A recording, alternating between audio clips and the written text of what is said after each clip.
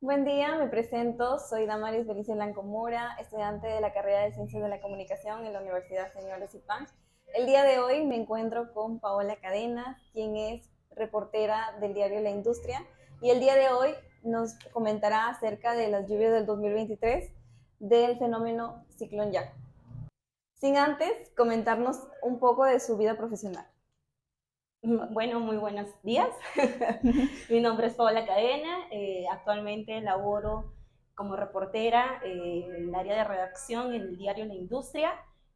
Bueno, el diario pues más antiguo de la región, ya tiene más de 50 años, ya prácticamente es un honor estar trabajando ahí como redactora. Y ciertamente pues mi vida profesional, no tengo 10 años. Ya llevo 4 años trabajando en los medios de comunicación, en distintos medios de comunicación, televisivo, radial y actualmente en prensa escrita. Y bueno, siguiente pregunta. Paola, ¿qué te inspiró a estudiar ciencias, bueno, comunicaciones? Bueno, en primer lugar, creo que como todo chico de 16 años aún no sabe qué estudiar, y hay que recalcar aquí también un dato, que casi el 90% de todos los jóvenes estamos en esas dudas, ¿cierto? No sabemos qué carrera estudiar. Yo estaba dentro de esa estadística, y lo que me inspiró a mí, de una y otra forma, me puse a investigar primero las carreras, descartando las que no van con mi perfil, como por ejemplo las matemáticas. Si yo no los entendemos, automáticamente he descartado todas las ingenierías. Sin embargo, me gusta mucho leer, leo bastante, me desenvuelvo fácilmente, soy muy hábil, social, y cuando vi la carrera de Ciencias de la Comunicación, sentí que yo daba con el perfil profesional de esta carrera, y al ver los cursos de las planillas de las universidades, diferentes universidades, me inspiré aún más. Y es ahí donde me decidí. Le dije a mis papás, bueno, definitivamente voy a estudiar comunicaciones. ¿Y cuál fue tu primer trabajo y cómo llegaste a ahí? Bueno, mi primer trabajo, gracias a Dios, lo conseguí cuando aún estaba estudiando. Yo estaba en noveno ciclo de la carrera. Bueno, yo estudiaba y trabajaba a la misma vez. En ese tiempo, bueno, tenía una pequeña crisis y estaba en busca de trabajo, estaba en busca de prácticas, también se me venía también la tesis, y estaba con todos estos problemas. Y a través de ello, gracias a Dios, por medio de amigos que había trabajado antes, sin darme cuenta, una de mis amigas tenía una hermana que estaba de corresponsal de Latina Televisión Noticias, era de aquí de Lambayeque, porque la sede principal está en Lima. Sin embargo, pues hay corresponsales esparcidos por toda la región, y es entonces donde ellos necesitaban a alguien, porque no se abastecía ella misma, y me contactaron. Pues, sabían que estaba estudiando comunicaciones, y me dijeron, Paola, por favor, necesitamos a alguien para que puedas trabajar part-time para nosotros. Y dije, perfecto, ¿cierto? Lo tomé, sin decir nada, obviamente lo tomé. Y ese fue pues mi primer trabajo. Estuve ahí hasta terminar la carrera, terminé la carrera, e incluso comencé a trabajar full time ya. Fueron mis primeros inicios. Muy bonita experiencia también. Aprendí bastante. En este caso, Solange Vázquez es la corresponsal de Latina, todavía es corresponsal de Latina. Aprendí mucho del medio televisivo, que es muy diferente al medio escrito también. El medio televisivo es inmediato, es más corto, incluso abarca menos tiempo, ¿cierto? Las notas, las noticias a nivel nacional, al menos de las provincias, duran 2 minutos, 1 minuto y medio. Entonces tenía que tener bastante capacidad de síntesis en las entrevistas, bastante comprensión para poder, de todo lo que han hablado los funcionarios, por ejemplo, 15 minutos, 20 minutos, tener que reducir todo a 1 minuto, ¿cierto? Aprendí bastante, entonces ahí mejoré bastante mi capacidad de síntesis, y de ahí, bueno, hasta ahora, ¿cierto? ¿Y qué lecciones importantes has aprendido durante tu carrera? Eh, bueno, creo de que lo primordial aquí, eh, uno, en el ámbito profesional, eh, hay que leer bastante. Como periodista, me dijeron, cuando recién comenzaba, me dijeron, tienes que respirar noticia mañana, tarde y noche. Y ese consejo verdaderamente también lo comienzo a aconsejar a todo el mundo, porque es verdad, hay que consumir noticias mañana, tarde y noche, porque uno no sabe los últimos minutos y tienes que estar dentro del movimiento, ¿cierto? Entonces hay que leer bastante, nuevamente capacidad de síntesis también para poder reducir toda la información. Nosotros le llamamos la pepa. ¿Y qué le llamamos la pepa? Pues a esa nota a ese titular de portada, se podría decir, ¿cierto? Todo lo que hablan, sacar pues el jugo, lo primordial, eso le llamamos la pepa. y, y que lamentablemente pues en este medio de comunicación no solamente es en la capital de Lima, sino también se vive en las provincias. Tener cuidado con los funcionarios, tener cuidado porque existe los sobornos, existe la intimidación también del periodista, porque a veces cuando uno cuestiona a los funcionarios, ellos toman la intimidad. ¿A qué me refiero yo a intimidar? Poner cartas notariales porque los estás denunciando, porque los estás cuestionando, ¿cierto? Entonces hay que tener bien en claro eso y obviamente tener ética profesional también hasta el final. No hay que dejarnos tentar por el dinero o por los productos también. Tener mucho cuidado en eso. Entonces creo que eso aprendí, gracias a Dios. Tuve colegas, bueno, en este caso Solange, me acuerdo que me aconsejaba bastante a mí cuando recién iniciaban. Me dijeron, nunca recibas nada, nunca salgas con nada, tener cuidado, siempre comunicar todo para una y otra vez pues te puedan guiar y asesorar, ¿cierto? Eso fue, creo que es la base fundamental para que uno no pueda dejarse tentar ante estas situaciones. Ahora, Paula, coméntame, sé que durante las lluvias cubriste algunas noticias. Coméntame cómo fue tu experiencia. Bueno, el ciclón Yaku empezó desde el marzo de 2023. En ese entonces yo laboraba como reportera en Radio Exitosa Chiclayo. Entonces sí viví todo este desastre del fenómeno del niño, no solamente en el área urbana, sino también en las áreas rurales de Lambayeque. Es donde más se dio este desastre.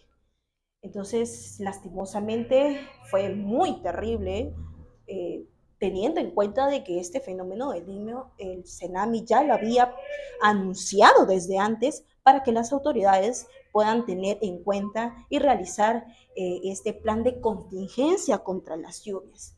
Lastimosamente, nuevamente, 2022-2023 fue el cambio de gestiones, es decir, el cambio de gobernador, el cambio de alcaldes distritales. Entonces, cuando vino marzo de las lluvias, no tenían presupuesto, las municipalidades, los gobiernos regionales no estaban preparados, se dieron cuenta que las 38 ciudades de acá de Lambayeque no tenían plan de contingencia. Entonces, no tenían presupuesto. ¿Cómo iban a enfrentar este desastre? Hay que tener en cuenta también de que hubo familias damnificadas, estamos hablando más de 10.000 familias damnificadas, incluso creo que puedan superar los 20, más de 50.000 viviendas destruidas, e incluso también estamos hablando dentro de la comunidad urbana, por ejemplo, aquí nada más en las zonas de los pueblos jóvenes de acá de Chiclayo, estamos hablando de Tupac Amaru, 9 de octubre, hay viviendas que todavía estaban con la estructura de adobe, entonces cuando vinieron las lluvias, todo se derrumbó, incluso en el centro de Chiclayo, en el mismo centro de Chiclayo, las casas también se habían destruido, las casonas estaban también dentro del desastre, y eso que las casonas vienen a ser patrimonios culturales aquí en Chiclayo, aquí en Lambayeque, pero que también fue un desastre completo. Y que hasta ahora, siendo ya 2024, todavía se ven las consecuencias. ¿Y a qué me refiero que todavía se ven las consecuencias? Es más en las zonas agrícolas. En el ciclón Yaku, las zonas agrícolas de Ijimo, Reque, todo lo que es cercas a los ríos, Río La Leche, Río Reque, Río Motupe, fueron los más afectados, a tal punto de que ya no había ni siquiera que cosechar. qué productos sacar. Mercados estaban desabastecidos, mercado mayorista de Mochoqueque ni siquiera llegaban las frutas, pero las vías de acceso estaban todas obstruidas. Entonces, de una y otra forma, cayó todo el mercado, comenzaron a subir las cosas, los combustibles comenzaron a subir, los productos comenzaron a subir, estaban por subir los pasajes también, la economía también estaba crítica y aún sigue crítica aquí en la región Lambayeque. De una y otra forma, los agrícolas, ¿por qué digo que se la llevaron muy mal? Porque ellos hacen una inversión en sus campañas agrícolas de más de 10.000 soles. ¿Y qué hizo el gobierno central? Abrir un bono catastrófico, que le dicen, ¿cierto? Para poder de una y otra forma apoyar a los agrícolas. ¿Pero de cuánto fue este bono? De solamente 800 soles. Estamos hablando de que solamente fue la cuarta parte de que ellos invierten. Y obviamente no se abastecían y era totalmente insuficiente. ¿Qué hicieron los agrícolas? Se levantaron en protesta. Y obviamente, ¿y cuál era su pedido? Que por favor el gobierno central financiara o al menos les den las facilidades que los préstamos que ellos sacan o habían sacado les puedan abarcar más tiempo para que puedan tener más tiempo de pagar o de otra forma dar créditos también para que ellos puedan levantar. Pasaron 1, 2, 3 meses, 4 meses, 5 meses, 6 meses y aún se veían todas estas situaciones. Bueno, yo me estoy asoleando. Está bien, está bien. A ver, ¿y qué hizo el gobierno para ayudar a las familias damnificadas por el ciclón Yaku? Lastimosamente, el gobierno, como siempre, realiza las cosas cuando ya sucedieron. Cuando ya sucedieron. Pero en ese momento, por ejemplo, ¿qué hizo el gobierno central? Hacer una modificatoria de los presupuestos de las municipalidades para que puedan abastecerse con motobombas, porque sabemos que en Chiclayo, ¿qué es lo que más sufre Chiclayo? Colapsos de desagües y obviamente por la falta o por la mala nivelación de las pistas, todo el agua se empoza, ¿cierto? Lo ves en las calles, eran ríos completos que pasaban 1, 2, 3, una semana, 2 semanas y todavía se estaban inundando y ya las aguas estaban totalmente verdes, ¿ya? Y habían entidades, colegios, pues era una situación crítica y a pesar de que ellos exigían a las municipalidades que por favor mandaran motobombas, nunca venían las motobombas. ¿Por qué? Por falta de presupuesto. No había, era muy caro el alquiler de las motobombas porque tenían que pagar gasolina, tenían que pagar también. Entonces, ¿de dónde iban a sacar municipalidades si ya no había presupuesto? ¿Qué hizo el gobierno central por eso? Hacer la modificatoria de los presupuestos. ¿Qué quiere decir eso? Que, por ejemplo, de lo que iba a ser la inversión de una obra, iban a levantar de repente la paralización de otra obra, tenían que agarrar ese dinero para esta emergencia, ¿cierto? Con la condición de que después el gobierno central iba a reponer ese dinero para poder seguir, ¿cierto? Eso es lo que hizo las municipalidades, han tenido que agarrar ese dinero para poder, pero de todas maneras era insuficiente, pues, ¿cierto? Era insuficiente, todavía seguían los problemas. Incluso me acuerdo que la alcaldesa de Chiclayo, Janet Cubas, en ese entonces dijo que ya había gastado todo el dinero y sin embargo era demasiado el problema. ¿Y todo por qué? Porque no hubo un plan de contingencia ante el fenómeno del niño, sabiendo que todo el norte, estamos hablando de Trujillo, de Lambayeque, Tumbes, Piura, por ejemplo, que también fue la región más afectada, siempre sufren de estas lluvias todos los años, que sea primera vez, sino todos los años. Después que ya pasaron las lluvias, el Senami nuevamente había pronosticado para el mes de noviembre y diciembre que otra vez iba a haber un fenómeno del Niño. ¿Qué hizo el gobierno regional? Nuevamente, después de todo el desastre, ahí sí ya se implementaron de maquinarias, motobombas, los almacenes también de productos, de alimentos para las zonas rurales. Estamos hablando de Incahuasi, Cañaris, Ijimo, Motupe, Jayanca, todas esas zonas, más o menos, pero más la zona altoandina, o sea, Cañaris e Incahuasi, ellos ya estaban con ya almacenes adelantados, que le dicen, almacenes adelantados. de 2 toneladas, 3 toneladas, para que cualquier situación, como esas zonas se suelen aislar, estamos hablando aislar porque las vías de acceso siempre se vienen obstruidas y no pueden pasar los pobladores, se quedan aislados completamente. Entonces, ante esa situación, ¿qué hace la municipalidad? Comienza a repartir los alimentos, ¿cierto? Frazadas, todo, carpas y todo eso, ¿cierto? Alimentos no perecibles, para que al menos puedan sobrevivir hasta que ya venga la ayuda total, ¿cierto?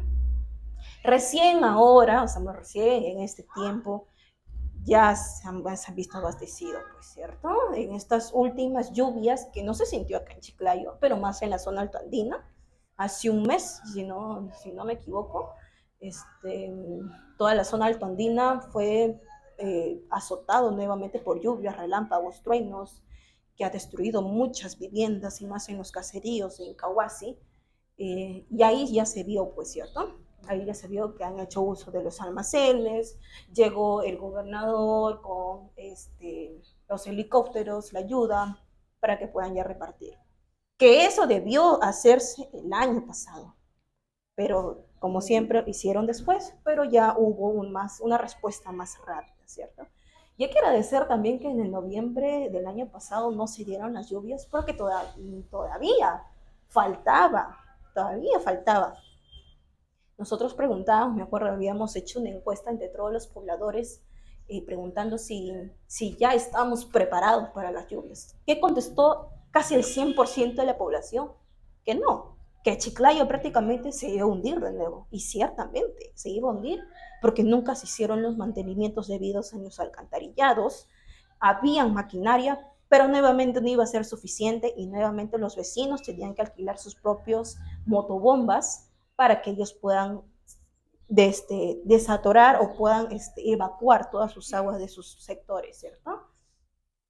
El gobierno hizo algo, sí, pero todavía falta. Yo creo que actualmente aún falta, aún falta.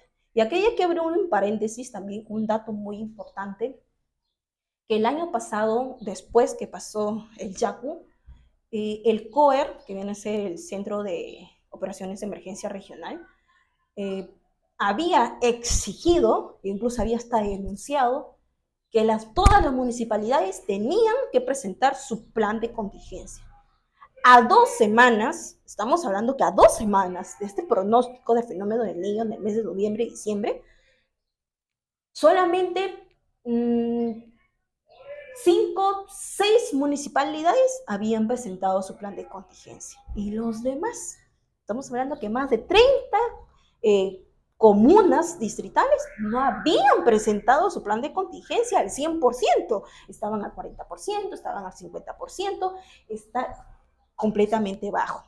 Estando a semanas nada más del fenómeno del Niño, estamos hablando de que si hubiera ocurrido, ¿cómo los iban a agarrar a ellos? Distrito de la Victoria había presentado su plan de contingencia, Chiclayo había presentado el 50%, por ejemplo, José Leonardo Ortiz ni tenía plan de contingencia. Estamos hablando de que hay una falta de preocupación. ¿Y qué dijo el jefe del COER de ese entonces? Era que o no estaban interesados en poder solucionar estos problemas en sus distritos, o número 2, era la ineficiencia de los asesores de los alcaldes, ¿cierto? Estamos hablando que Defensa Civil, todo el área que se encarga de poder realizar estas fichas, de realizar este plan de contingencia, no estaban capacitados para poder realizar, ¿cierto? A pesar de que el COER había mandado las facilidades de qué? Las facilidades de poder de su propio personal a ayudar a realizar todo el plan de contingencia, pero ni así las comunas se habían preocupado. Ya unos días, cuando preguntamos, me acuerdo de nuevo al jefe del COER, nos había dicho que ya estaban al 60%, pero era muy escaso. O sea, estamos hablando de que verdaderamente hay una falta de preocupación de parte de las autoridades en poder hacer prevención ante situaciones de riesgo. Hay bastante, hace falta ahí. Entonces ahí las autoridades ahí tienen que pulir esa parte preventiva en beneficio más de la población, ¿cierto? Y a ti te mandaron a cubrir algunos distritos. ¿Qué distrito estuvo más afectado?